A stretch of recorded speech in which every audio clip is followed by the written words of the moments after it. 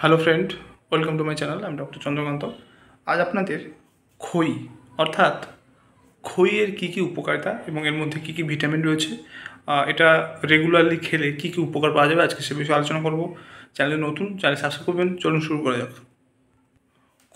খইয়ের মধ্যে কিন্তু ফাইবার রয়েছে, ভিটামিন এ রয়েছে। আসুন দেখে নেওয়া যাক যে খইয়ের মধ্যে কী কী উপকারিতা রয়েছে, খই খেলে আমাদের শরীরে কী কী বেনিফিটস পাওয়া যাবে। মনে রাখবেন, খই কিন্তু খুব দ্রুত হজম হয়, কারণ এর মধ্যে ফাইবার রয়েছে। তাই হজমের সমস্যাযুক্ত ব্যক্তিদের রেগুলারলি খই খাওয়া উচিত।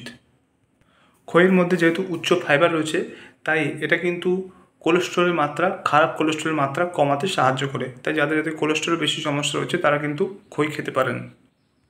খইয়ে থাকা কার্বোহাইড্রেট, ফাইবার, ভিটামিন এ রক্তে কিন্তু শর্করার মাত্রা বাড়াতে দেয় না। তাই ডায়াবেটিস বা সুগার পেশেন্টের জন্য খই কিন্তু উপকারী। অ্যানিমিয়া বা রক্তাল্পতা আক্রান্ত ব্যক্তিদের জন্য খই ভীষণ উপকারী।